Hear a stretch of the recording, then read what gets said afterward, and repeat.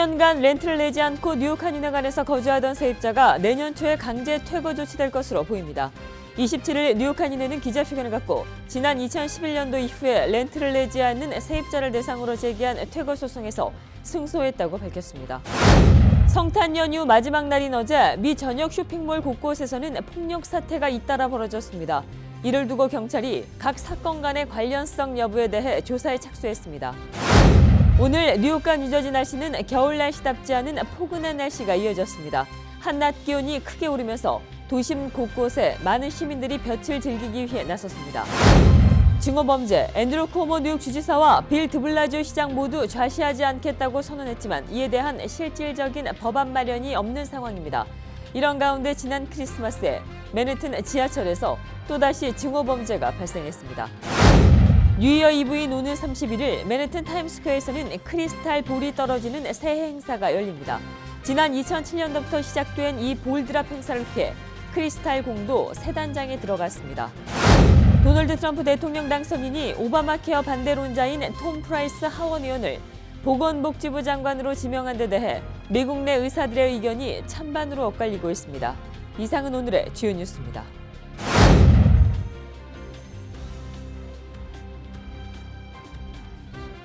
SBI 융자 전문은행 뉴밀레니엄뱅크가 홈모기지 융자를 시작했습니다.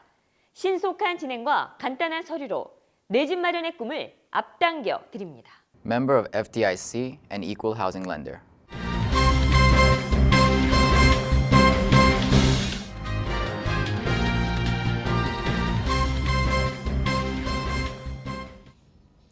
시청자 여러분 안녕하십니까? 12월 27일 KBTV 뉴스9 시작합니다.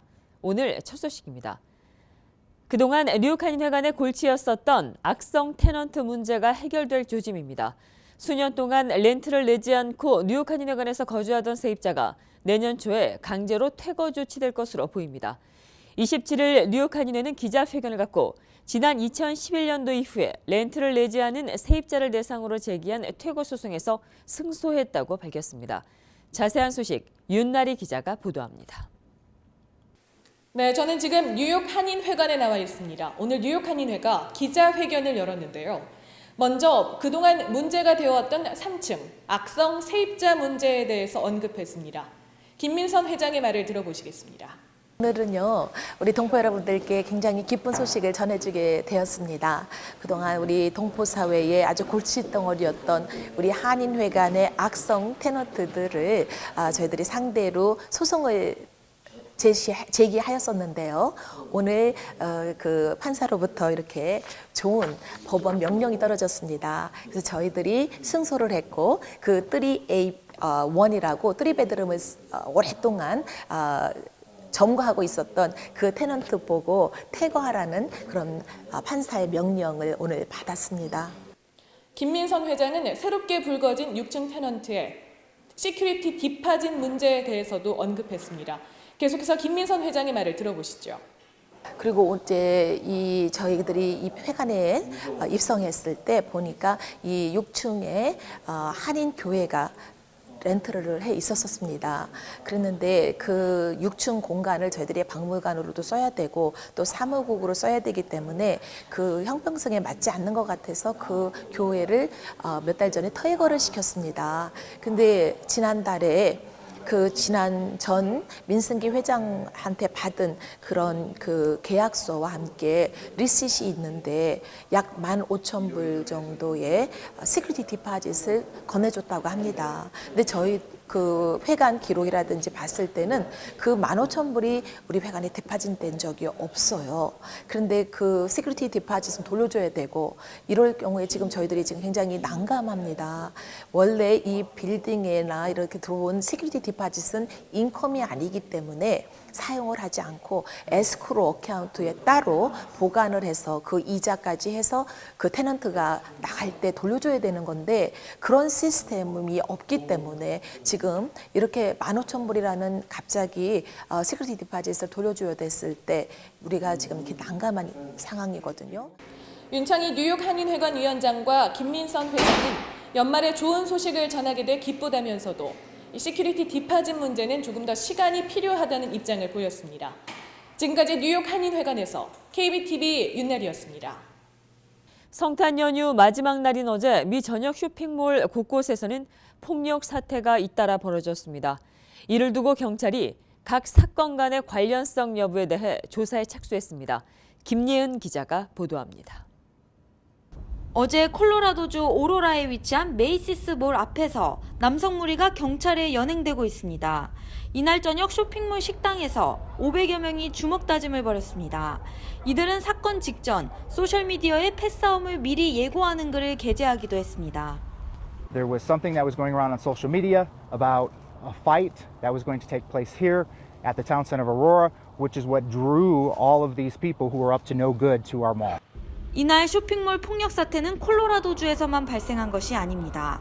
테네시주, 노스캐롤라이나주, 뉴저지주 등 총 7개의 주의 대형 쇼핑몰에서 폭력 사건이 발생했습니다.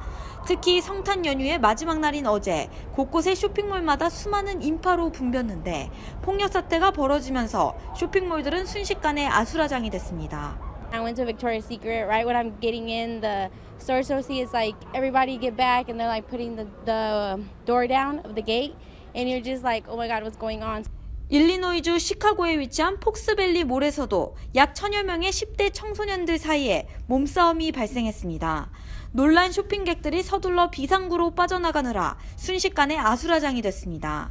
텍사스주 포트워스 쇼핑몰에서도 100여 명이 충돌한 사태가 벌어졌고 이 가운데 총격이 발생했다고 신고가 접수됐지만 경찰은 실제 총격은 일어나지 않았다고 전했습니다. 어제 오후 5시경 뉴저지주 엘리자베스에 위치한 저지가든 쇼핑몰 식당가에서도 총성이 들렸다는 신고를 받고 중무장한 경찰이 수색에 나섰습니다. 이 역시 다툼이 발생해 테이블과 의자를 내던지는 등의 소란을 총성으로 오인한 것으로 밝혀졌습니다.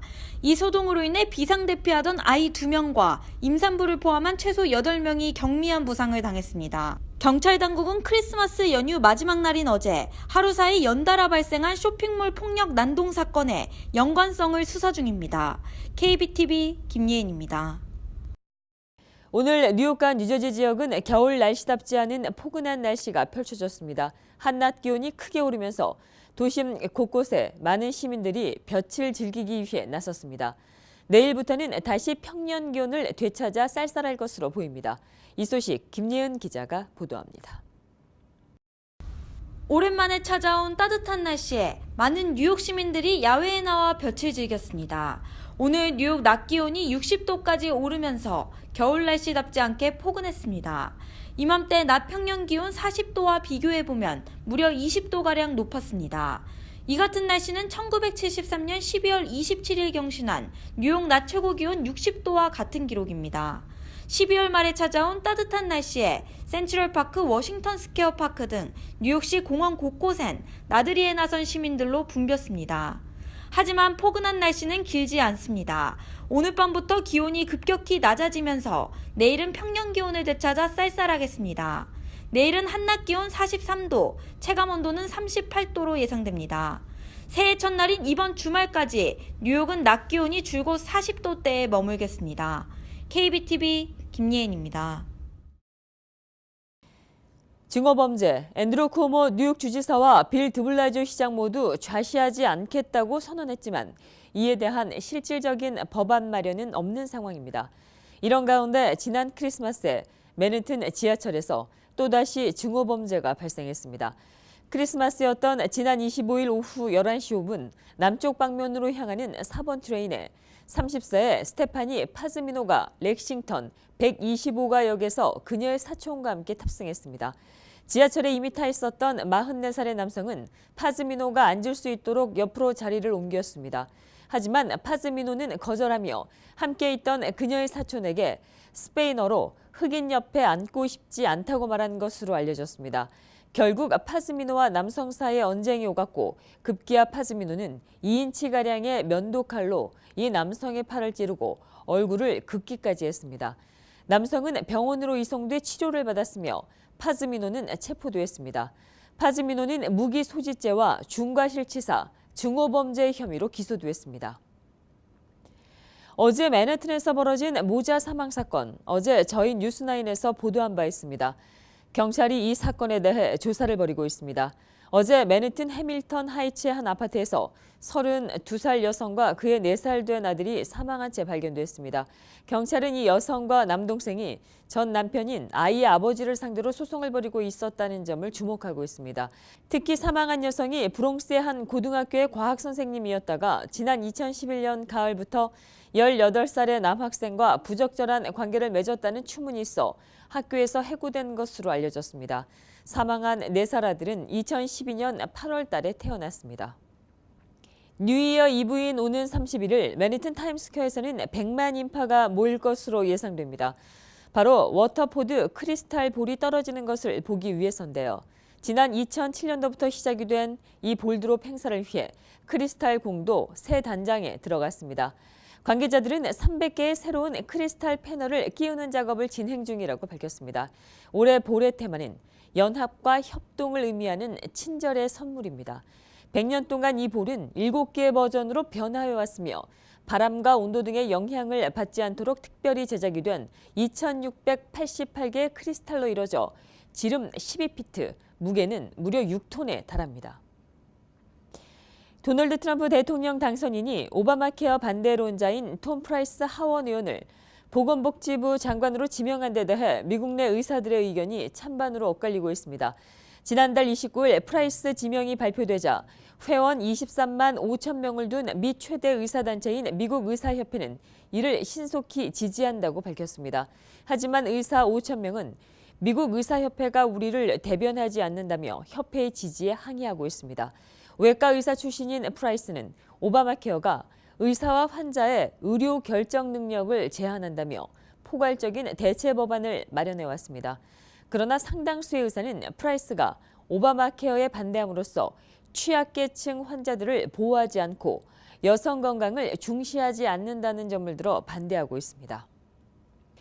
뉴질랜드로 이주하는 영국과 미국인들이 늘고 있다고 뉴질랜드 언론이 27일 보도했습니다. 뉴스 사이트 스터프는 뉴질랜드 이민국 자료를 인용해 올해 뉴질랜드 영주권을 취득한 영국인들이 지난해와 비교해 볼 때 8%가 증가했으며 이는 10년 만에 처음으로 증가한 것이라고 전했습니다.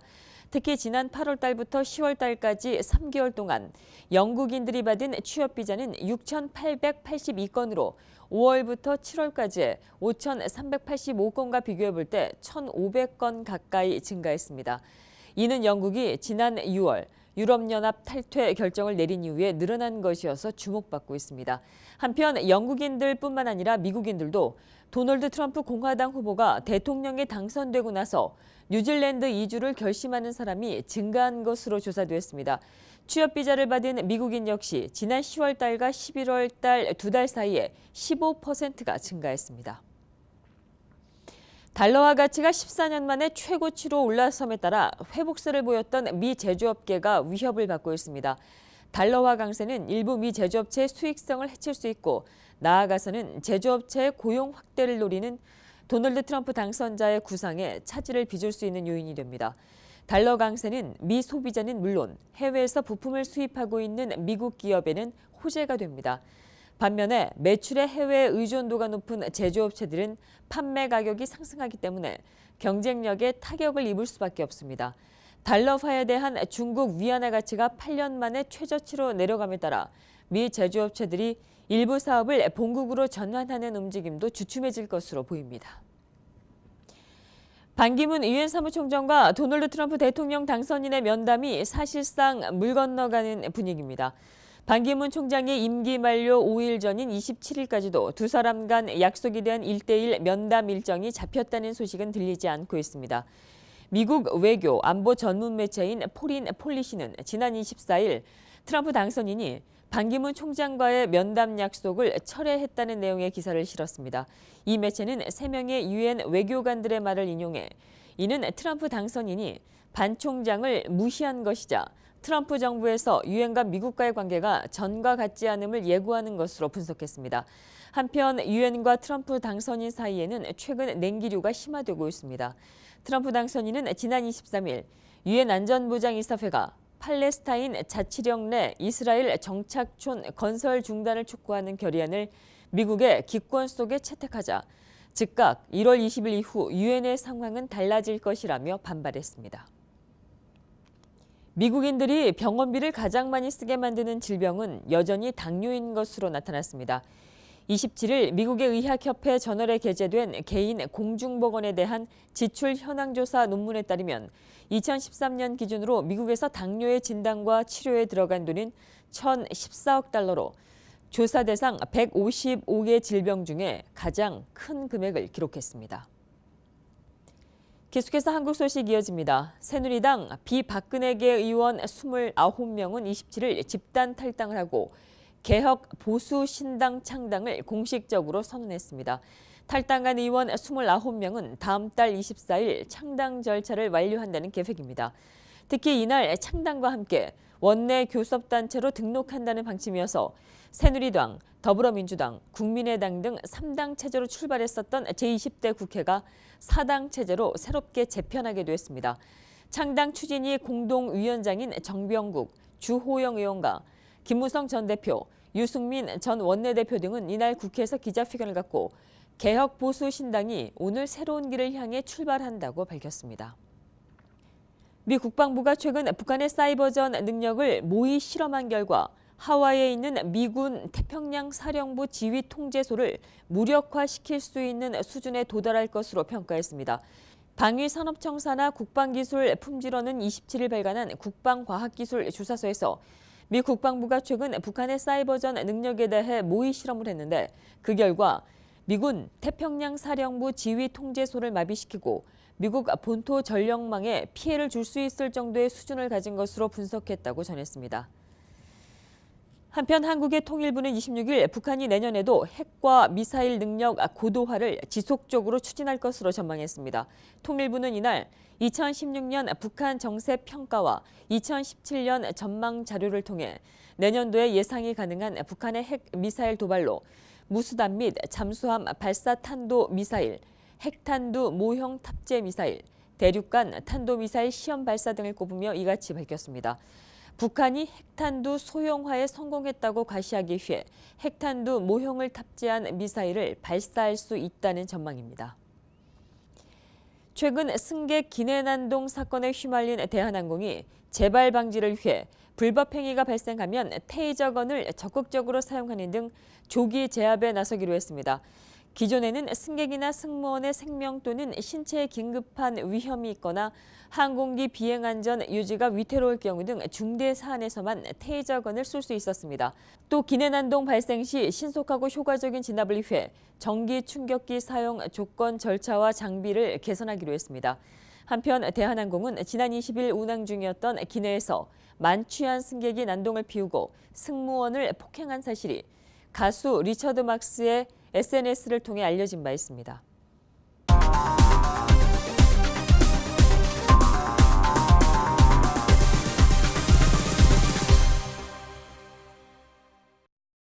오늘 포커스에는 제17기 민주평화통일자문회의 김기철 미주 부의장과 함께하겠습니다. 평통은 전 세계 117개국에 걸쳐 43개 지역협의회가 있으며 이 가운데 미주협의회는 20개를 아우릅니다. 먼저 올 한 해도 며칠 남지 않았는데 미주 부의장으로서 올 한 해 어떤 활동을 펼쳤는지 또 아쉬운 점은 없었는지에 대해 듣겠습니다. 예, 정말 2016년 많이 바빴던 해였습니다. 뉴욕 동포사의 그런 현안은 물론이고 제가 민주평통 미주 부의장직을 지금 4년째 하고 있습니다. 그것은 뉴욕만이 아니고 미국 전체, 캐나다, 저 남미 쪽을 총 책임을 지고 평통 활동을 하고 있습니다. 거기에는 이 해외 43개 협의회 중에서 20개 협의회가 미주에 소속돼 있습니다. 그리고 전체 평통위원회 절반이 넘는 수가 위원님들이 미주에 소속돼 있습니다. 지역도 넓고 또 위원님들도 많고 하다 보니까 가야 될 곳도 많고 만나야 될 분들도 많았습니다. 그러다 보니까 뉴욕 동포사회는 옛날보다는 좀 더 동포분들이나 현안에 이렇게 참여하는 그런 계기가 좀 줄었지 않았나.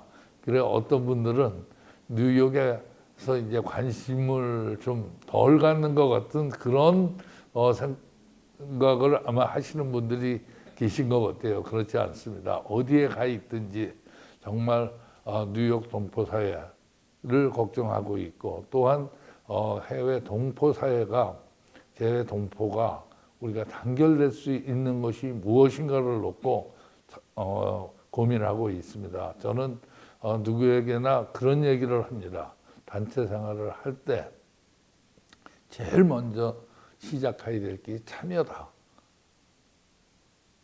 가서 역할이 없는 것 같지만 참여해 주는 것만으로도 큰 역할을 해 주시는 거다 하고, 또 그 단체 생활을 할 때는 그 단체가 무엇 때문에 만들어졌으며 지금 이 시점에서 무엇을 하고 무엇을 목표점이 무엇인가를 놓고서의 무엇을 놓고 고민을 한다면은 크게 어긋나지 않는다고 생각합니다. 저 또한 미주 부의장직이 무엇 때문에 만들어졌고 무엇을 향해 가야 되고 무엇을 해야 할까를 놓고 고민하면서 활동하고 있습니다.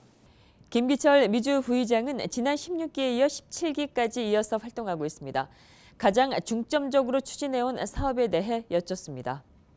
저는 1983년도서부터 뉴욕사에서 그 봉사활동이라고 하는 것을 시작했습니다. 그래서 벌써 34년째 이렇게 활동하고 있습니다. 현재 맡고 있는 것은 민주평통 미주 부의장직을 맡아서 활동하고 있습니다. 조금 전에도 제가 말씀드렸지만 무엇을 제가 해야 할 거를 놓고 고민을 하다 보니까 제가 할 거는 딱 한 가지가 있더라고요. 그 미주의 20개 협의회, 그 나라별로는 20개 국가가 넘습니다. 그런데 그분들을 소통시키는 일이다. 그리고 화합시키는 일이다.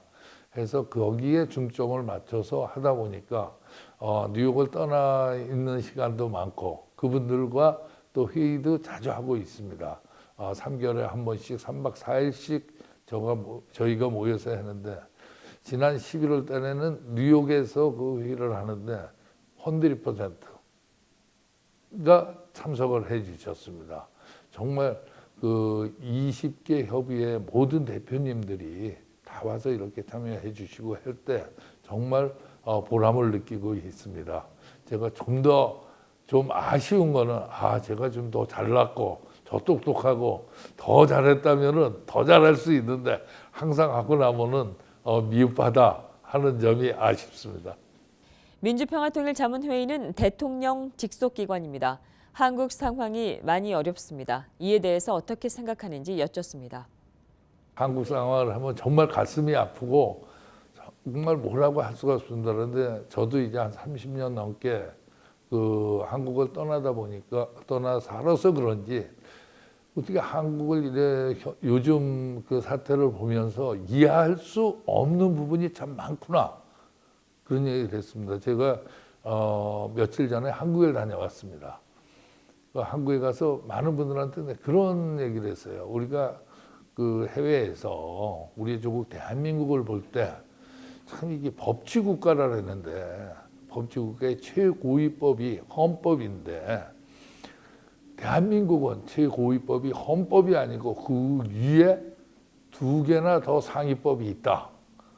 그런 농담을 합니다. 그것이 하나는 국민정서법이요.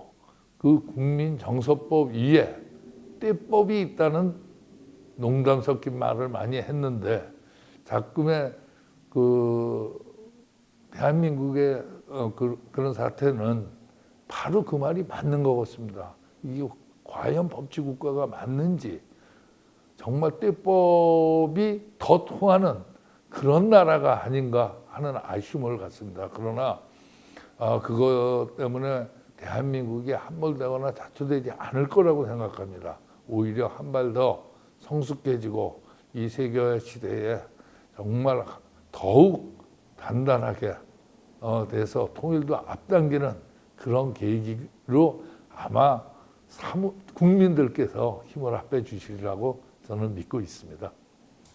지금까지 민주평화통일자문회의 김기철 미주 부의장과 함께했습니다.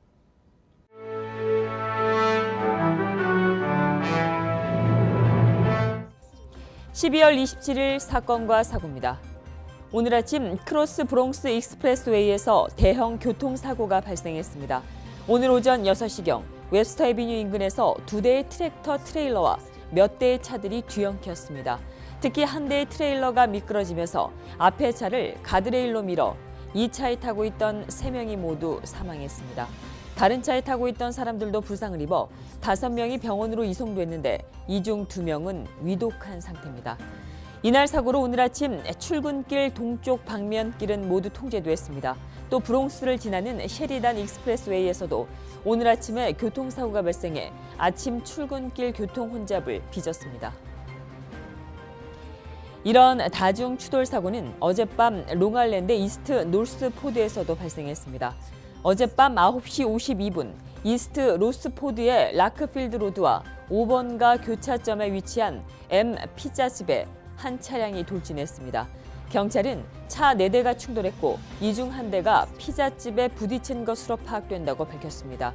이날 사고로 피자집에 부딪힌 차량의 남성 운전자가 중상을 입고 병원으로 이송됐으며 다른 차의 여성 운전자 1명이 사망했습니다. 또 다른 차에 타고 있던 여성 운전자와 2명의 아이들은 경상을 입고 치료 중입니다. 4번째 차의 탑승자는 부상을 입지 않은 것으로 파악됩니다. 어젯밤 퀸즈에서는 한 차량이 주유소 주유기를 들이받아 불길이 치솟았습니다. 어제 오후 8시경 잭슨 하이츠의 68-22 노던 블루버드에서 한 차량이 제어력을 잃고 도로 연석을 넘었었습니다. 빠른 속도로 길을 벗어난 이 차량은 급기야 주유소의 주유기를 들이받아 불길이 일었습니다. 여기에 주유소의 비상화재 진압장치가 작동되면서 하얀색 소화가루가 분출돼 주변은 일대 혼란을 겪었습니다. 오늘 아침까지 주유소는 폐쇄됐습니다. 운전자는 경상을 입었습니다. 뉴저지 어빙턴에서 밤사이에 불이 나 1명이 사망했습니다. 어젯밤 11시경 21 40 스트리트에서 위치한 주택에서 불이 났는데 1층부터 지붕까지 집 전체가 화염에 휩싸였습니다. 당시 출동한 소방관들은 특히 1층의 불길이 맹렬해 소방관들이 불을 끄기 위해 다가서기 힘든 상태였다고 전했습니다. 결국 소방관들은 3층 창문을 통해 집에 진입했고 약 2시간의 작업 끝에 화재를 진압했습니다. 또 옆집으로 불길이 퍼져나가지 못하도록 작업해 추가 피해는 막을 수 있었습니다. 현재 피해자의 신원은 밝혀지지 않았으며 화재 원인도 조사 중에 있습니다. 한편 롱알랜드 주민들은 오늘 이달 초 마을을 완전히 무너뜨린 화재 이후 결속력을 다지기 위해 촛불 집회를 가질 예정입니다. 지난 16일 세그하버에서 화재가 발생해 서포 카운티 타운의 8개 업체가 전소됐습니다. 특히 가장 큰 피해를 입은 세그하버 영화관은 1930년대에 지어진 건물로 올해 초 1,400만 달러에 경매된 바 있습니다. 롱알랜드 주민들은 오늘 이 집회를 마음의 터줏대감 격인 이 건물이 사라진 데 대한 애도를 표하고 주민들이 모두 한자리에 모이는 기회로 삼을 것이라고 말했습니다. 오늘 촛불 집회는 와프 스트리트와 베이 스트리트의 교차점에 위치한 롱와프 빌리어 피어에서 열릴 예정입니다. 어제 뉴저지주 엘리자베스의 저지 가든몰에서 알 수 없는 총성이 울려 고객들이 대피하는 소동이 빚어졌습니다. 사건은 어제 오후 5시경 몰래 푸드코트에서 총성이 들렸다는 신고를 받고 출동한 경찰이 쇼핑객들을 비상대피시키고 수색했습니다. 크리스마스 다음 날인 어제 쇼핑을 나선 수많은 인파가 이 알 수 없는 총성에 비상문으로 대피하거나 복도로 뛰쳐나갔습니다. 순식간에 쇼핑몰을 아수라장으로 만든 총성의 정체는 경찰 조사 결과 테이블과 의자를 바닥에 내리칠 때 난 소리로 알려졌습니다. 경찰에 따르면 이날 두 사람 사이에 다툼이 발생해 테이블과 의자를 던지는 등의 소란이 총성으로 오인한 것으로 보였습니다. 한편 이날 소동으로 인해 대피하던 아이와 임산부를 포함한 최소 8명이 부상당했으며 부상의 정도는 경미하다고 알려졌습니다. 이런 비슷한 일은 롱알랜드에서도 있었습니다. 어제 오후 7시경 루즈벨트 필드 한 몰 푸드코트 인근에 갑자기 큰 혼란이 일었습니다.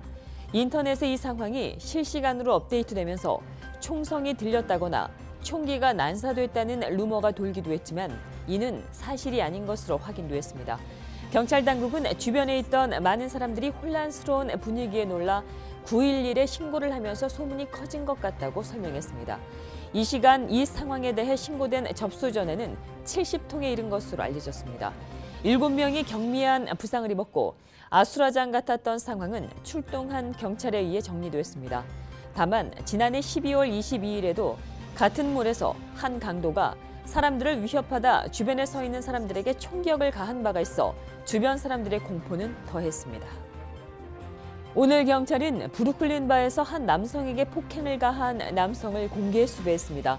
경찰에 따르면 지난 17일 블링턴 비치에 위치한 벨벨로프 바앤드 라운지에서 한 남성이 피해자인 29살 남성의 얼굴을 폭행하고 머리를 여러 차례 내리쳤습니다.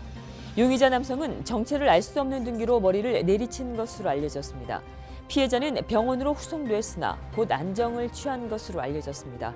오늘 경찰은 사건 당시 감시 카메라 영상을 확보해 50대로 추정되는 용의자 남성을 공개 수배했습니다.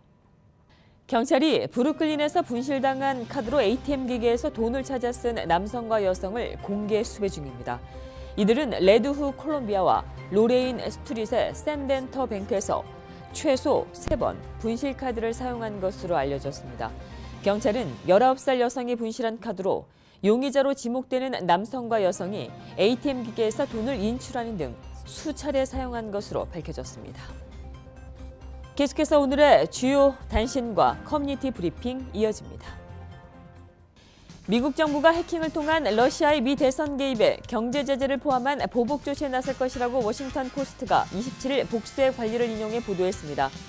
이에 따르면 금주에 발표된 제재안에는 경제 제재 외에 규탄 결의안 마련과 은밀한 사이버 보복, 러시아 해커에 대한 형사적 기소 등이 검토되고 있는 것으로 알려졌습니다. 이는 러시아가 공화당 대선 후보인 도널드 트럼프를 미 대통령에 당선시키기 위해 민주당 전국위원회 등에 대한 해킹을 감행했다는 최근 CIA의 결론에 따른 것입니다. 아베 신조 일본 총리가 27일 버락 오바마 대통령과 함께 하와이 진주만에 있는 애리조나 기념관을 방문해 헌화합니다. 아베 총리는 헌화한 뒤 메시지를 통해 2차 대전 희생자들에 대한 애도의 뜻을 표하고 다시는 전쟁을 되풀이하지 않겠다는 의사도 밝힐 것으로 알려졌습니다. 그러나 아베 총리는 전쟁에 대한 사죄는 물론 반성한다는 말도 하지 않을 것으로 전해졌습니다.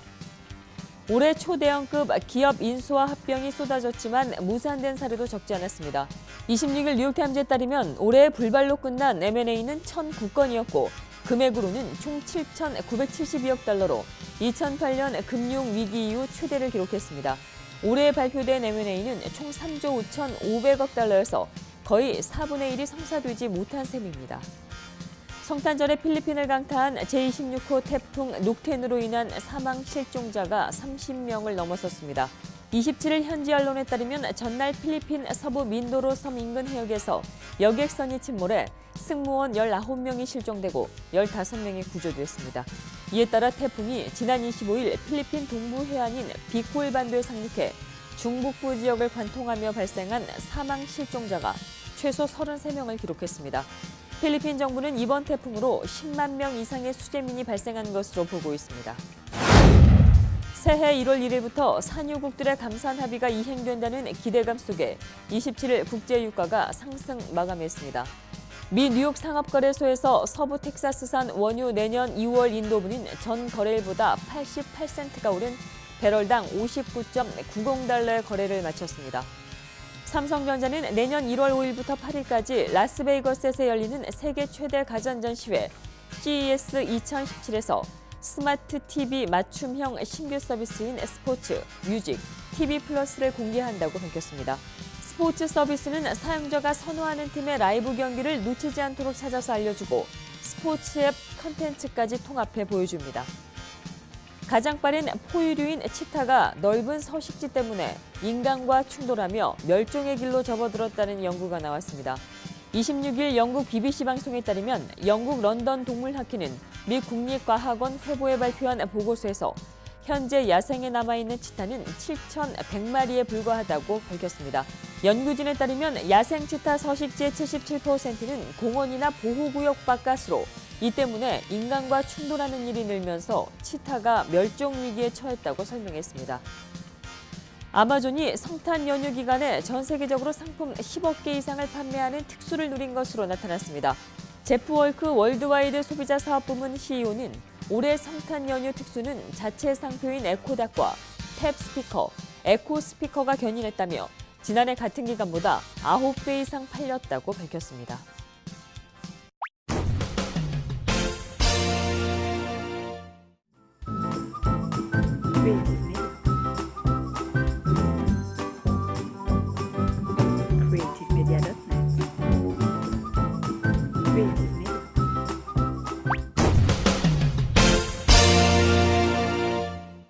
계속해서 환율과 증시 이어집니다.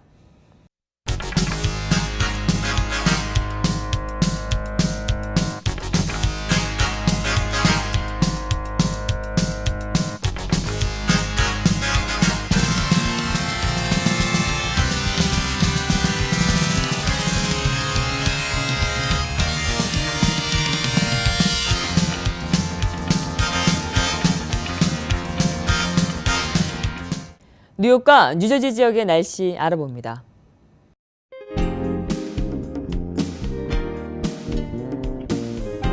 봄이 왔나 착각할 정도로 오늘 한낮 기온이 크게 올라 포근했습니다. 오늘 뉴욕 낮 기온 60도로 따뜻했습니다. 낮 동안 활동하기 좋으셨을 텐데요.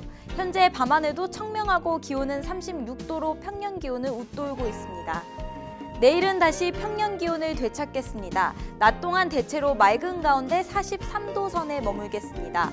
밤부터 구름량 많아지겠고 기온은 34도로 예상됩니다. 내일 밤사이 많아진 구름량의 목요일인 모레는 비가 오겠습니다. 종일 비바람에 궂은 날씨가 될 것으로 예상됩니다. 이날 뉴욕 낮 기온은 47도에 머물겠습니다. 31일인 토요일은 밤사이 곳에 따라 약하게 비가 내릴 수도 있겠습니다. 새해 첫날인 1월 1일에도 밤에 비 소식 있습니다. 오늘은 무척 포근했지만 내일은 낮 기온 15도가량 떨어지겠습니다. 심한 기온 변화에 체온 유지 신경 쓰셔야겠습니다. 날씨였습니다. 이상으로 12월 27일 보내드린 KBTV 뉴스9 모두 마치겠습니다. 오늘도 KBTV 뉴스9과 함께해 주신 시청자 여러분 고맙습니다. 좋은 밤 되십시오. SBI 융자 전문은행 뉴밀레니엄뱅크가 홈모기지 융자를 시작했습니다. 신속한 진행과 간단한 서류로 내 집 마련의 꿈을 앞당겨 드립니다. Member of FDIC and Equal Housing Lender.